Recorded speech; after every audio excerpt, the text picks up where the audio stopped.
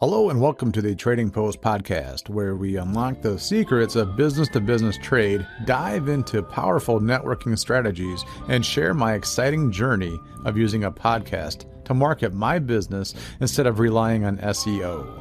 I'm your host, Trader Stu. Hello and welcome back to the Trading Post Barter Business Insights. I'm your host, Trader Stu, and today we're firing up the time machine for a trip to the Renaissance, the remarkable rebirth of art, science, and yes, business innovation. We'll uncover how 16th century merchants mastered networking, marketing, and creative value exchange long before the term B2B was invented. And speaking of the Renaissance, our friends at the Michigan Renaissance Festival are in full swing now through September.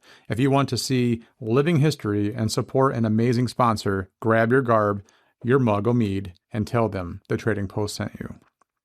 I'd also like to thank my sponsor, Metro Trading Association, of whom I also work for, and of course, Press X to Play. I'll be in their video game here that's launching in the winter, springtime, I think hopefully in 2026, if everything goes according to plan, I said, and I will be the trader in the video game. It's a post-apocalyptic prepping type video game.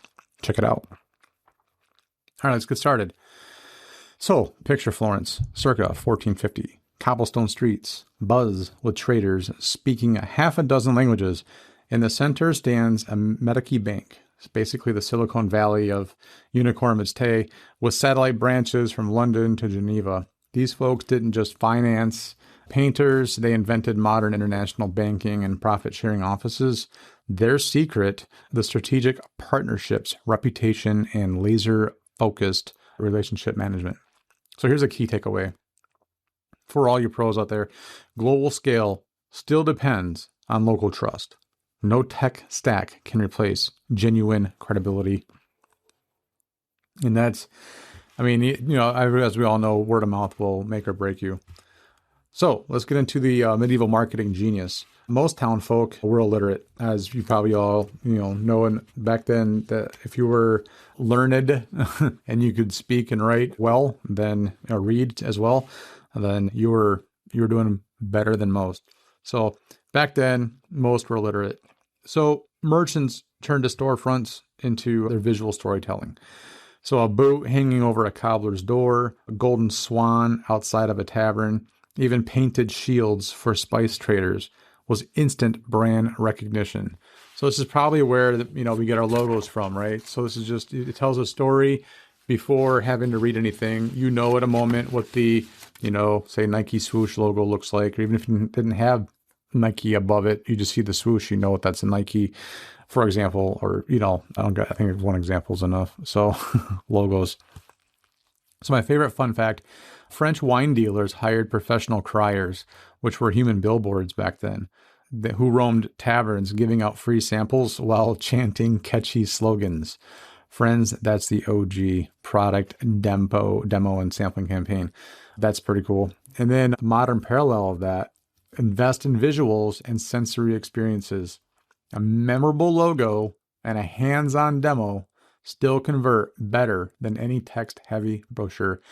I, for one, am a sucker for a good salesman. So if I go to a trade show or wherever, they got the Bass and Pro fishing things, my wife just fell for a cleaning solution product that someone had a booth set up and sold her some overpriced cleaner while I was in the bathroom, no less.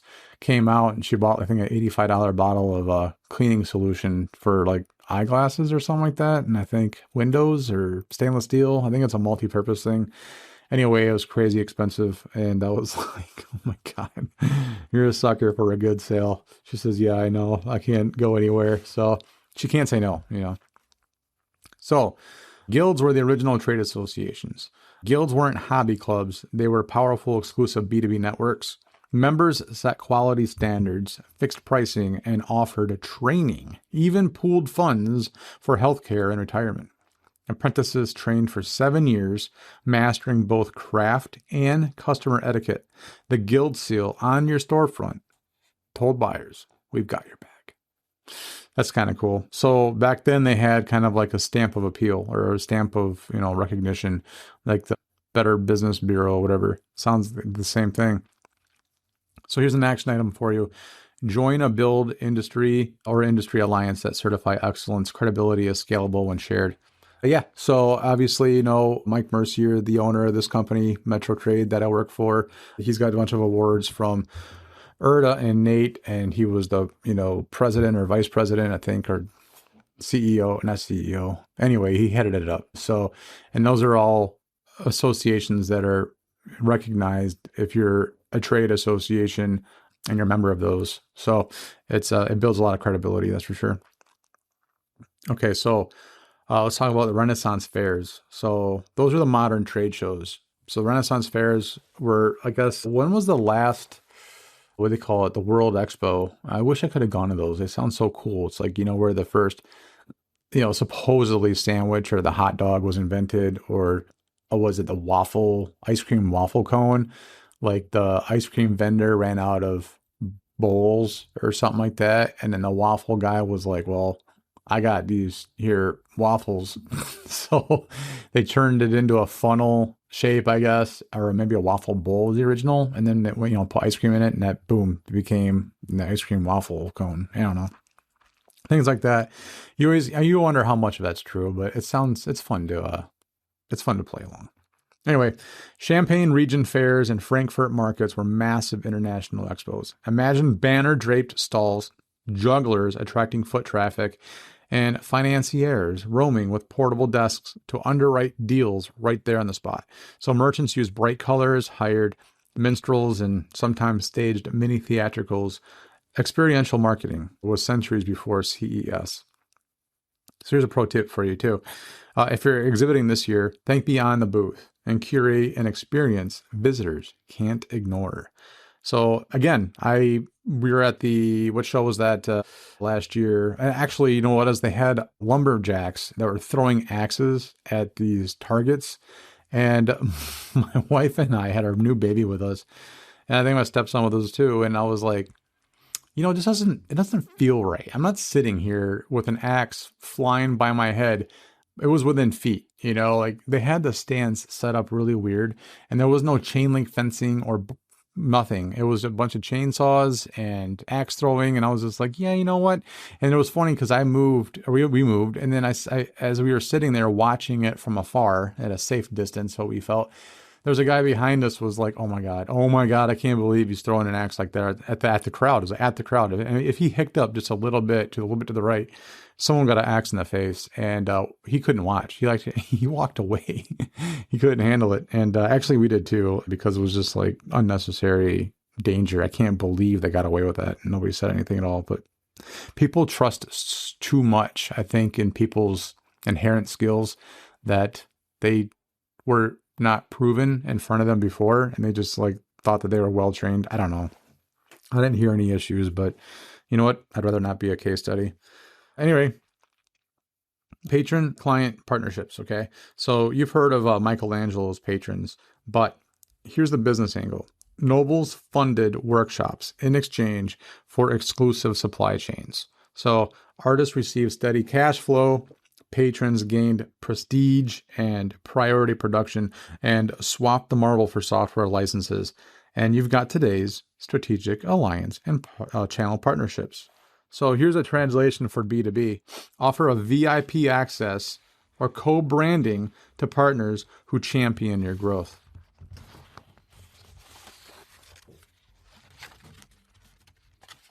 All right, so barter and creative value exchange.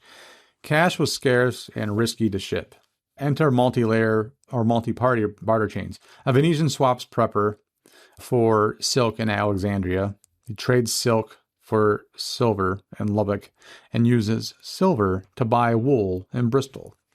Bills of exchange are paper IOUs honored by network reputation were the fintech of their day. That's exactly what modern trade exchanges like Metro Trading Association facilitate, conserve cash, leverage surplus, and build loyalty.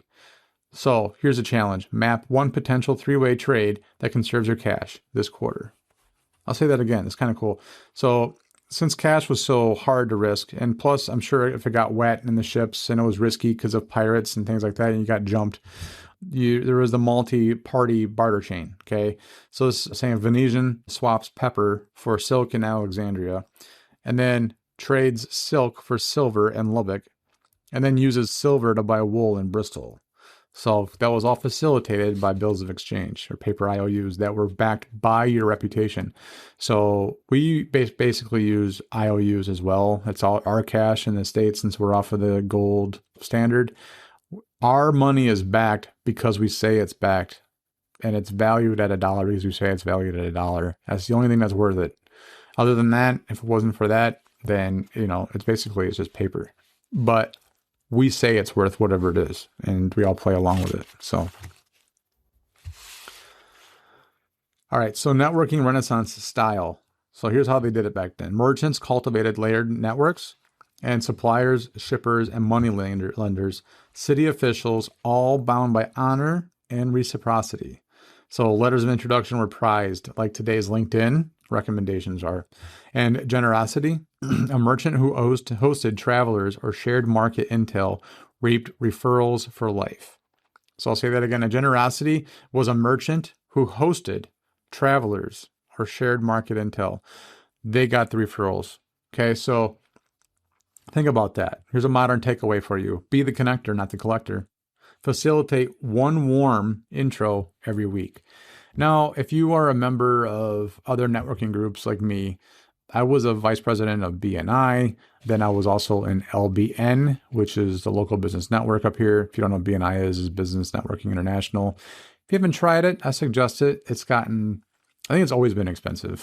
Everyone always said it was expensive. But I was in a field back then. I was in ADT Security Small Business. And if I got one sale, paid for my membership, basically. So for me, it was worth it. But if for someone else, it might take a little bit longer to, I don't know. It was a lot of work. So I'm not going to get into BNI right now. I'm digressing. But I was in PCN Group and BNI and LBN. They're all acronyms. Anyway, look into it and network and get connected or make people connected, and then they'll remember you for whatever they need. That's just the way it is.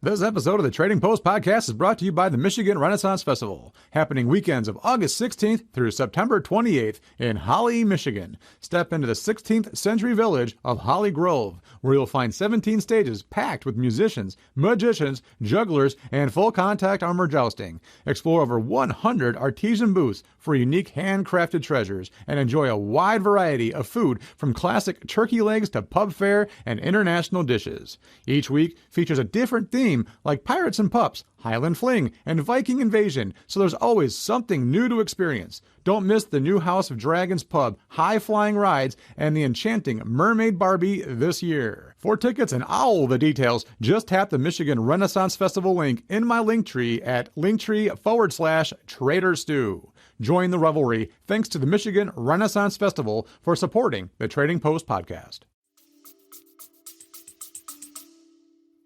Okay, so here's some lessons for the 21st century professionals, okay? So six of them. Get a pen. Number one, visual storytelling wins attention. So again, think of a logo that defines you and your product and what you do, and then you'll get the attention. I'm still kind of drafting mine up. Mine is the Trading Post, or me. I think I've got rid of the Trading Post thing with the microphone and the soundboard because it was too generic. Basically, obviously, it's a podcast. I talk into a microphone. Those days are gone. You don't gotta, that no longer is that relevant. Podcasters, if you're still using microphones in your logo, it's not necessary. We know it's a podcast because guess what? We saw your logo on a podcast, probably. So anyway, number two, community standards build instant trust. So I'll say that again, community standards build instant trust or rapport, right? So if you have high standards in a community and everyone knows that you're the quality person to go to, and it might be a bit more expensive because you use maybe oak instead of balsa wood for your cabinet or whatever, then boom, obviously you got good standards. experiential events outperform static displays every time. And I'm like I said, I love the guy who demonstrates the knives. I am not a big tomato eater, but I love that somebody can cut up brick and then cut a tomato or whatever, right? And you're just like, oh, okay, cool, it stays sharp. But really, I don't know what the deal is with tomatoes, man. I've never had a problem with a tomato like crushing under the pressure of a knife. I've cut tomatoes with steak knives. You can probably cut them with a credit card. I just don't understand what the big deal is with tomatoes. But anyway, let me turn my phone down. All right, here we go. Partnerships multiply reach. So yeah, if you got a good partnership and with a bunch of people, then they know people, they know people, they know people. Okay, so it's like kind of like telephone back when you did it in school. Creative barter frees cash flow. So again, I got a plug here because I work for a trade group and I believe in barter. But if you can create it, be creative with it. Barter creates and frees up some cash flow for you. Sell what you have to get what you need. I'll say no more. Number 6, give value first and relationships follow. The number one person that I've met in my life that does that is Dr. Mary with Susie Q's kids. That woman, we were at a networking event the other day and like nobody hardly showed up. And it was actually our last event. And she just started talking to a table full of ladies who were not part of the group. But guess what she found? 2 women who were nurses. One was a 911 operator, and the other one was, I think, unemployed in the healthcare. And guess who shows up to our networking event? A doctor who was in need of like people in the healthcare industry and nurses. She was like, oh, I got just the people for you. And she literally I saw her do it. She met them 10 minutes ago.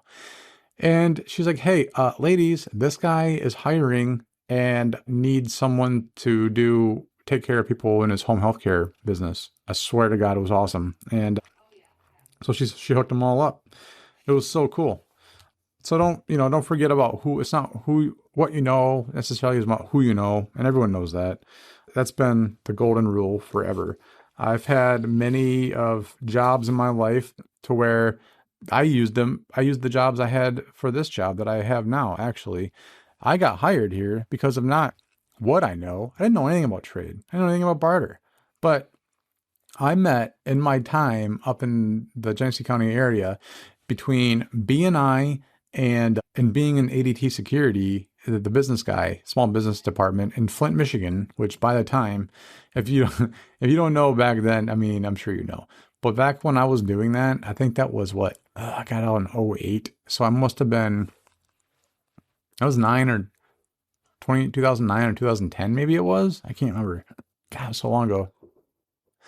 Well, I left there to come here. So I think I hired in here in 2012 back then, my first time I was here. So anyway, and people were stealing pipes and copper like crazy out of Flint, right? And breaking into businesses and just stealing random stuff. I was busy, dude. I was meeting every business owner in that area. And I got so busy, I started getting jobs up in like Clare and Caro, and I was up in Port Huron all the time. And I was all over Genesee County, plus some, Saginaw Township. I was everywhere, dude. And I met all these business owners. I had a Rolodex, I guess you could say back then. Did I have it a book, a directory? It doesn't matter. But I was like, man, I know all these people. So when I talked to Mike, the owner of Metro Trading, he was at the Genesee County Chamber. And he said, this is what I do. This is what we are. This is what I need. And I'm looking for a rep in this area that can head this up. I was like, perfect, dude. I love the concept. Love the idea. I was getting beat up and kind of burned out anyway. I had been doing the gig ADT for a couple of years now, or whatever, a few years at that point in time. And I was looking for something new anyway. And I was like, let's talk, dude. I want to do this. I believe in this. I can sell that. So he hired me. Oh, we were going across the street. He taught me what it is. And I was like, perfect, dude. Let's do this. And so ended up, he hired me on the spot. I started the next week and I had a book of businesses that I just called up. I got I think 88 businesses, something like that, signed up for Metro Trading right away, like within the first year. And then I became a sales manager. And then I had other reps that were just landing accounts left and right, dude. It was crazy. It was like, we were getting, oh God, back then, maybe 20 new accounts a week or something crazy, dude. And it was all because of who I knew. I knew all the businesses in the area. It was great. So, and then once I learned it, I was able to teach the reps that, and then bada boom, bada bing, off they go. So, and don't forget, I wanted to also mention too, is that I have fun with the Michigan Renaissance Festival and talking about it. Don't get me wrong. And I'm excited that I'm going this Wednesday to the behind the scenes VIP event, which is really cool. That took off so fast that I got actually found in a lineable by somebody there and was like, "Hey, we noticed you got a podcast. Would you mention us in exchange, for some tickets to give away?" Oh, by the way, I got tickets to give away. So if you want to go to the Michigan Renaissance Festival and you're in the area, I forgot how many left over, but I've given some away already. I do have some more to give away. So if you're listening, go ahead and write me on LinkedIn or through the email app, or the app on Buzzsprout, whatever, and get a hold of me and give me some tickets if I have enough by the time you get a hold of me. So yeah, we're also living in our own renaissance, right? So we got AI. I don't know. I think that AI is one of those things to where you need to either jump on or you're going to get ran over. I think I utilize AI every day in my job. I do it. So if I'm looking for someone that does, let's see, maybe like a restaurant, and I'd say, who owns this restaurant? Is it franchised or not? AI there is a program I got that I can utilize to the library to find out, but I just type it in AI and it says, yep, it's a franchise. This LLC owns it. The owner's name or CEO is this guy. Who owns it with his brother's name is this guy. And dude, so that way when you call up, if you're doing calls like I do, like I have to drum up business, you're not calling up and being like, oh, is the manager there or is the owner there or who's in charge of this? I hate that. I get these telemarketers all the time at the office and they're like, hi, is this, and they mispronounce the name every time. Metro Trading Association, not very hard, but they do it. And is this, I'm looking for the person in charge of your communications or your phone and internet. I'm like, oh God. Okay. Or when they ask for, the name of the company, one of the owner's name is Lois. And they say Lewis. I'm like, no, man. How do you not pronounce Lois? It's Lois. It's not hard.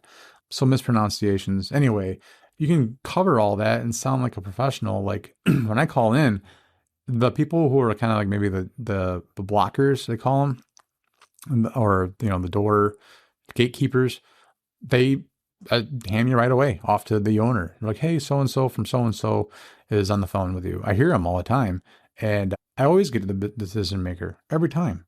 So, all I'm saying is AI is a renaissance right now. And either it's going to make you money or it's going to take your job.